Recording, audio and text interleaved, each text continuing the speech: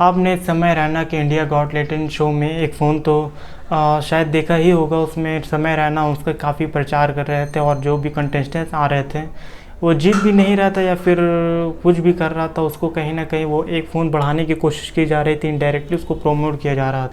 एक फ़ोन जो बूट होते ही बोलता है आपका डेटा इंडिया में सेफ़ है। एक कंपनी जो कहती है हमने इंडिया का पहला फुल्ली सॉफ्टवेयरिंग स्मार्टफोन बनाया है। कोई चाइनीज़ पार्ट नहीं, कोई चाइनीज़ सॉफ्टवेयर नहीं, सिर्फ स्वदेशी। हम बात कर रहे हैं आज AI प्लस फ़ोन के बारे में, जो अपने आप को पूरा मेड इन इंडिया बता रही थी और इसी के दम पर अपना पूरा मार्केटिंग कर रही थी। जब कुछ टेक रिव्यूअर्स ने इस फ़ोन को खोला लिटरली स्क्रू से, तो जो मिला उसने पूरे इंडिया टेक को इंडस्ट्री में एक भूचाल चला दिया। और जब लोगों ने इस बारे में वीडियो बनाया उन्हें कोर्ट में घसीटा गया।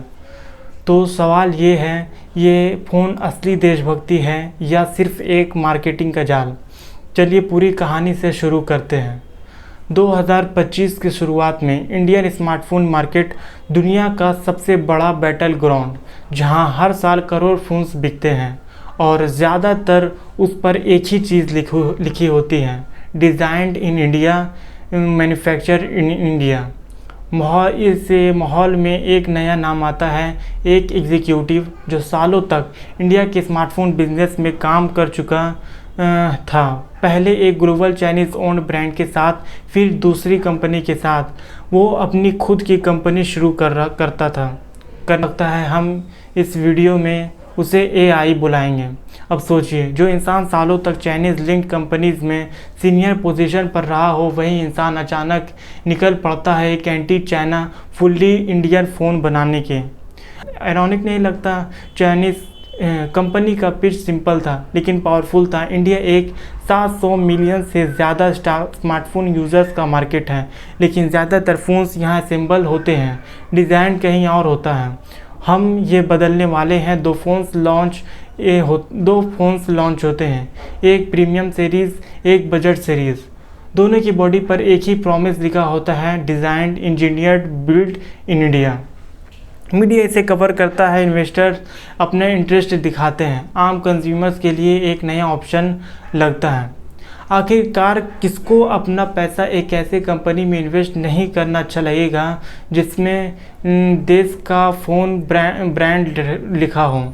लॉन्च इवेंट में स्टेज पर कॉन्फिडेंस दिखाते हैं, बातें करते हैं इधर उधर की, ऐसे दूसरे मेड इन इंडिया ब्रांड सिर्फ नाम के इंडियंस हैं, असल में उनका सॉफ्टवेयर, उनके अपडेट सब बाहर से आते हैं। एक नया तरह का स्मार्टफोन ब्रांड्स पैदा होता है जिसका USP फ़ोन का कैमरा या प्रोसेसर नहीं बल्कि उसकी नेशनैलिटी है। और ये स्ट्रैटेजी काम भी करती है, सेल्स बढ़ती है, सोशल मीडिया पर लोग इसे सपोर्ट करते हैं, शेयर करते हैं, फाइनली इंडियन फ़ोन्स के नाम से सेलिब्रेट करते हैं। लेकिन हर परफेक्ट कहानी में एक मोमेंट आता है जब कोई एक सवाल पूछने की हिम्मत करता है, रुको, ये सच में सच है या बस एक अच्छी तरह पैकेज्ड मार्केटिंग? ये सवाल जल्दी ही इंडिया के सबसे बड़े टेक यूट्यूबर्स के दिमाग में भी आने वाला था।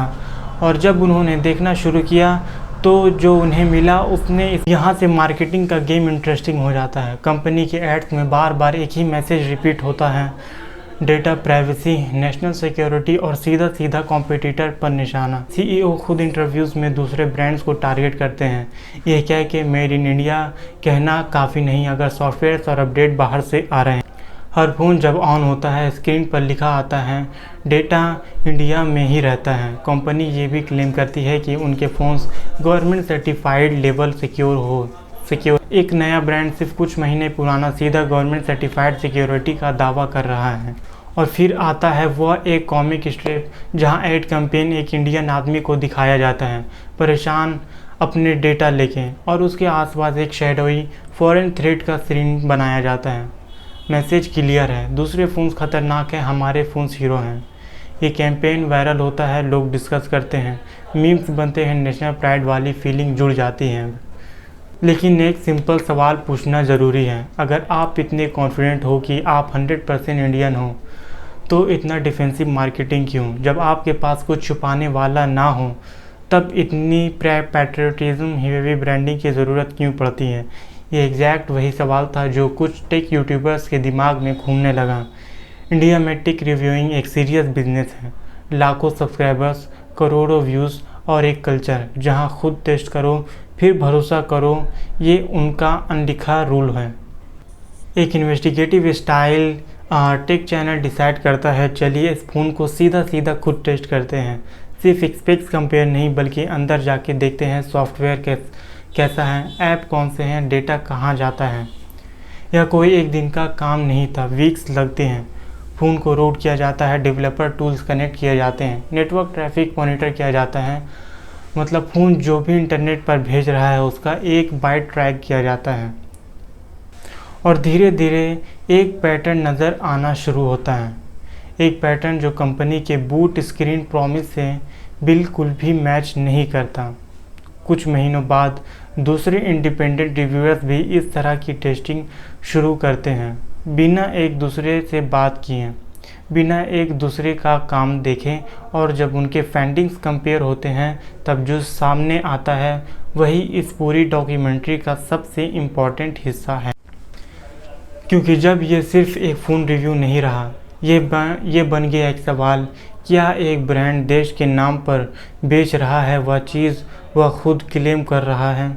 चलिए अब सीधा सीधा अंदर चलते हैं, उस इन्वेस्टिगेशन के अंदर जिसने सब कुछ बदल दिया। सबसे बड़ी चीज़ जो रिव्यूअर्स को मिली, कुछ प्री इंस्टॉल्ड ऐप्स जो फ़ोन के नॉर्मल ऐप ड्रॉवर्स में दिखते ही नहीं थे।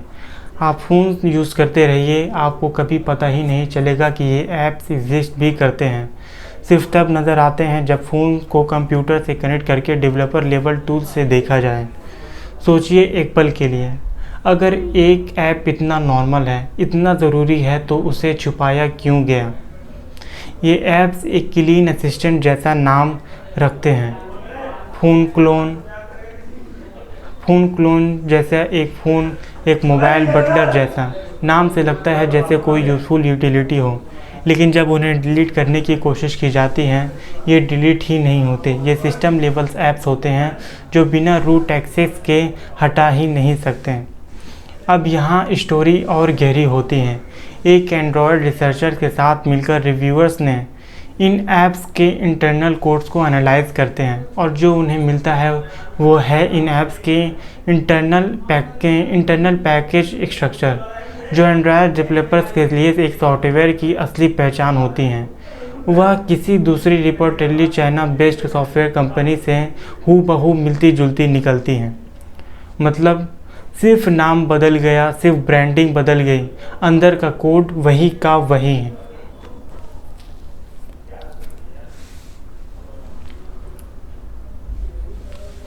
और यहाँ एक बात ज़रूरी समझना है, ये सिर्फ रिव्यूअर्स का इंडिपेंडेंट एनालिसिस था। कंपनी ने इन दावों को पब्लिकली सिर्फ साफ शब्दों में डिनाई किया है। उनका कहना रहा है कि यह एनालिसिस किसी formal, credible, third party technical audit पर बेस्ड नहीं था। लेकिन फिर भी सवाल वह रहा, जवाब नहीं मिला। अगर ये ऐप्स सच में सिर्फ असिस्ट करने के लिए हैं तो इन्हें छुपाया क्यों गया? और अगर उनका कोड किसी दूसरे प्रोवाइडर से इतना मिलता है तो ये रिब्रांडिंग है या कोइंसिडेंस?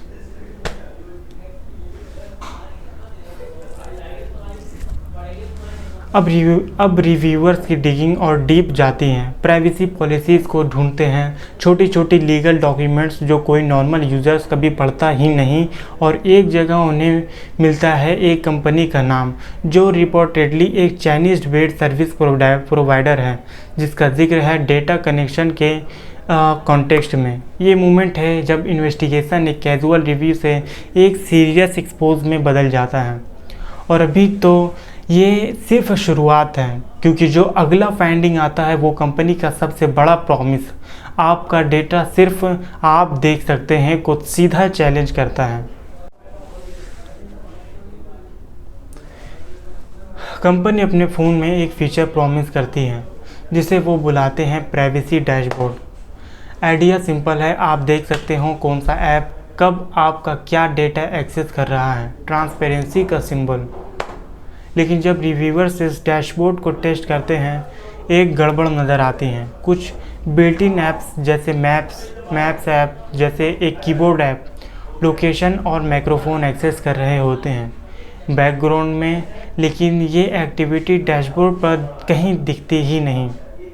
एक पल रुकिए और सोचिए, एक फीचर जिसका पूरा पर्पस ही ट्रांसपेरेंसी है, अगर वही फीचर्स खुद ट्रांसपेरेंट नहीं है तो ट्रस्ट कैसे बनेगा। अब इन्वेस्टिगेशन हार्डवेयर की तरफ मुड़ती है। कुछ रिव्यूअर्स एग्लीज करते हैं, इल्ज़ाम लगाते हैं कि फ़ोन के अंदर के component, chips, boards, camera modules किसी लो टायर ओवरसीज़ मैन्युफैक्चरर्स के साथ डिज़ाइन में मिलते जुलते हैं। मतलब डिज़ाइन प्रोसेस कहीं और हुआ है, फाइनल असेंबली इंडिया में हुई है। यहाँ एक चीज़ समझना ज़रूरी है जो हर व्यूवर्स को पता होना चाहिए। मेड इन इंडिया का मतलब सिर्फ ये नहीं होता कि स्क्रूज इंडिया में लगाई जाएं, डिज़ाइन कहाँ हुआ, चिप्स कहाँ से आए, सॉफ्टवेयर किसने लिखा, ये सब उतने ही इम्पोर्टेंट होते हैं जितना फाइनल असेंबली। सिर्फ एक फैक्ट्री में बॉक्स पैक करना वो मेड इन इंडिया नहीं होता है, वो सिर्फ असेंबल्ड इन इंडिया होता है, और दोनों में आसमान ज़मीन का फ़र्क होता है। तो जब इतने सारे इंडिपेंडेंट रिव्यूअर्स बिना एक दूसरे से कनेक्ट हुए सेम तरह के पैटर्न्स दिखा रहे थे, एक सवाल पूरी टेक कम्युनिटी में गूंजने लगता है, क्या ये सिर्फ कोइंसिडेंस है या एक डिज़ाइन है, लिटरली और फिगरेटिवली दोनों। हर वीडियो जो पब्लिश होती है, व्यूवर्स बढ़ते हैं, कमेंट सेक्शन में लोग अपना गुस्सा, अपनी कन्फ्यूज़न, अपने दुख सब शेयर करते हैं, क्योंकि बहुत से लोगों ने ये फ़ोन सिर्फ इसलिए ख़रीदा था क्योंकि उन्हें लगा था वो अपने देश का सपोर्ट कर रहे हैं। और जब इतने सारे लोग एक जैसा सवाल पूछने लगते हैं, कंपनी के लिए चुप रहना मुश्किल हो जाता है। तो कंपनी ने क्या किया? माफ़ी मांगी, पॉइंट बाय पॉइंट एक्सप्लेन किया, थर्ड पार्टी ऑडिट करवा के रिज़ल्ट पब्लिक किया? नहीं, जो हुआ उसकी किसी ने उम्मीद नहीं की थी। पहले फेयरनेस के साथ कंपनी का पक्ष समझते हैं। AI प्लस ने पब्लिकली इन सभी एलिगेशन को डिनाई किया। उनका ऑफिशियल स्टैंस ये रहा है कि उनके डिवाइसेस, उनके क्लाउड स्टोरेज सब कुछ इंडियन स्टैंडर्ड्स के मुताबिक हैं। उनका कहना है कि डाटा सिर्फ MeitY approved Indian data centres में स्टोर होते हैं। कंपनी ये भी आर्ग्यू करती है कि रिव्यूअर्स के फाइंडिंग किसी फॉर्मल, क्रेडिबल टेक्निकल इवोल्यूशन पर बेस्ड नहीं थे, सिर्फ एक सरफेस लेवल एनालिसिस था, बिना प्रॉपर कंपैरिजन के, बिना इंडस्ट्री स्टैंडर्ड टेस्टिंग के, जो गलत कंक्लूजन तक ले गया। अब तक जो कहानी है वो एक simple he said she said लग सकती है। एक तरफ नैरेटिव, एक तरफ रिव्यूज़ अपना फाइंडिंग के साथ खड़े हैं, दूसरी तरफ कंपनी अपने डिनायल के साथ। लेकिन फिर ये कंट्रोवर्सी एक ऐसे मोड़ लेती है जहाँ से ये सिर्फ एक फ़ोन रिव्यू नहीं रहता। कंपनी डिसाइड करती है इस क्रिटिसिज्म का जवाब रिव्यू से नहीं, कोर्ट से देंगे। वह दिल्ली हाई कोर्ट का रुख करती हैं। आर्ग्यूमेंट ये होता है कि रिव्यूअर्स की वीडियोज़ डिस्पैरेजमेंट हैं, मतलब ऐसे स्टेटमेंट्स जो गलत और मिसलीडिंग हैं और कंपनीज़ को कमर्शियल नुकसान पहुंचा रहे हैं। और यहाँ से जो होता है वो इंडिया के टेक क्रिएटर कम्युनिटी के लिए एक वेकअप कॉल बन जाता है। कोर्ट सिर्फ एक साइड सुनने के बाद, जैसे कि इंटरिम एक्स पार्टी ऑर्डर्स में होता है, जहां दूसरी पार्टी को तुरंत सुनवाई का मौका नहीं मिलता, कुछ क्रिएटर्स को एक ऑर्डर देता है। ऑर्डर्स कहता है जब तक केस डिसाइड ना हो, ये क्रिएटर्स कंपनी के अगेंस्ट डिस्पैरेजिंग कंटेंट पब्लिश नहीं कर सकते। एक पल के लिए रुकिए और सोच के देखिए। एक रिव्यूअर्स जिसने अपना टाइम, अपनी टेस्टिंग, अपनी क्रेडिबिलिटी लगा के एक वीडियो बनाई थी, उससे अब लीगली रोका जा रहा है बिना उसे अपनी बात रखने के मौका दिए। और ऑर्डर में एक और चीज़ थी जो पूरी कम्युनिटी को चौंका गई, एक जॉन डोए क्लॉज। मतलब ये रिस्ट्रिक्शन सिर्फ नेम क्रिएटर्स तक सीमित नहीं थी, ये किसी भी अनाम फ्यूचर क्रिटिक तक भी एक्सटेंड हो सकती थी जिन्होंने अभी तक कुछ बोला भी नहीं था। यहाँ एक बड़ा सवाल खड़ा होता है, अगर सिर्फ एक कंपनी कोर्ट में जाके किसी भी क्रिटिसिज्म को हटा सकती है बिना किसी दूसरी पार्टी की बात सुने, तो क्या इसका मतलब ये है कि कोई भी बड़ा ब्रांड अपना पैसा और लीगल टीम से की ताकत से क्रिटिसिज्म को चुप करा सकता है? और ये सिर्फ एक हाइपोथेटिकल सवाल नहीं था, ये अब इंडिया की रियलिटी बन चुकी थी। जब ये ऑर्डर्स पब्लिक होते हैं, इंडिया का पूरा टेक क्रिएटर इकोसिस्टम एक साथ रिएक्ट करता है। बड़े यूट्यूबर्स जिनका लाखों करोड़ों सब्सक्राइबर्स हैं इस टॉपिक पर बोलना शुरू करते हैं। डिस्कशन सिर्फ एक फ़ोन के बारे में नहीं रहती, ये बन जाती है एक लार्जर कॉन्वर्सेशनल के बारे में। क्या ऑनेस्ट प्रोडक्ट रिव्यूज़ करना अब रिस्की हो गया है इंडिया में? लीगल कमेंटेटर्स भी इस केस को डिस्कस करना शुरू करते हैं। टर्म यूज़ होता है SLAPP, strategic lawsuit against public participation, मतलब एक ऐसा लीगल केस जिसका असली मकसद जीतना नहीं बल्कि दूसरी पार्टी को इतना डरा देना होता है कि वह चुप हो जाए बिना केस के पूरा रिजल्ट का वेट किए। कम्युनिटी का डर जेन्युइन था, क्योंकि अगर एक फ़ोन का टेक्निकल रिव्यू को डिस्पैरेजमेंट बोला जा सकता है तो कल कोई भी कार रिव्यू, कोई भी लैपटॉप कंपैरिजन, कोई भी रेस्टोरेंट की रिव्यू इसी तरह टारगेट हो सकता है। लेकिन अब इस कहानी में एक नया ट्विस्ट आता है। पब्लिक कोर्ट रिकॉर्ड्स के मुताबिक जिनके अगेंस्ट ये ऑर्डर था उनमें से एक ने कोर्ट में वापस जाके ये आर्ग्यू किया कि इंजेक्शन लेने का प्रोसेस में कंपनी ने कुछ मटेरियल फैक्ट्स सरप्रेस किए और जानबूझकर गलत कॉन्टैक्ट डिटेल्स यूज़ किए ताकि उनका रिप्लाई ही कोर्ट तक ना पहुँचे।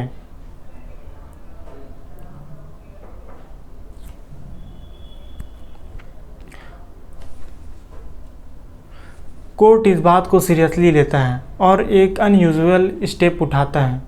कंपनी के फाउंडर्स को पर्सनली खुद कोर्ट में प्रेजेंट होने का ऑर्डर देता है। एक पल के लिए इस आयरनी को महसूस करिए।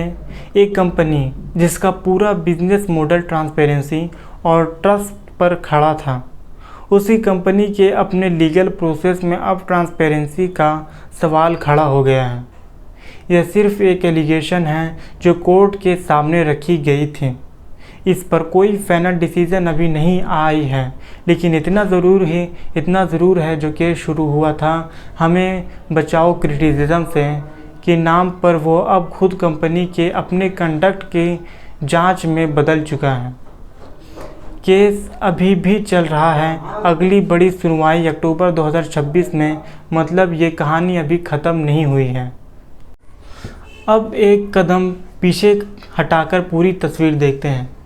यह सिर्फ एक कंपनी की कहानी नहीं, ये एक लार्जर पैटर्न का हिस्सा है जहां इंडिया में बढ़ते हुए consumer tech companies creator criticism का जवाब रिव्यू से नहीं कोर्ट रूम से देना शुरू कर रही हैं। और ये सिर्फ इसी ब्रांड तक सीमित नहीं, दूसरे बड़े ब्रांड्स भी रिसेंट महीनों में इसी तरह का लीगल स्टेप उठा चुके हैं।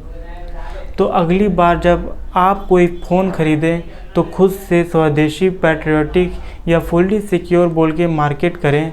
सवाल ये है, क्या आप सिर्फ बूट स्क्रीन स्लोगन पर ट्रस्ट करेंगे या खुद थोड़ा रिसर्च करेंगे?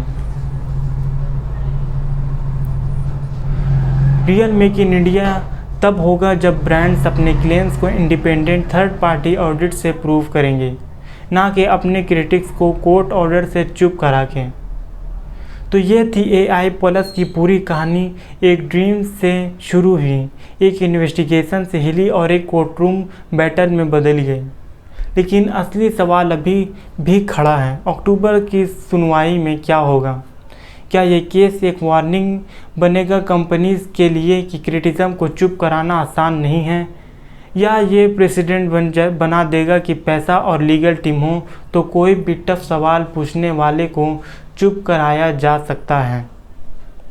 ये हम सब के लिए एक इम्पॉर्टेंट सवाल है, सिर्फ टेक लवर्स के लिए नहीं बल्कि हर उस इंसान के लिए जो कभी भी कोई रिव्यू देख के किसी भी चीज़ को खरीदने का फैसला लेता है।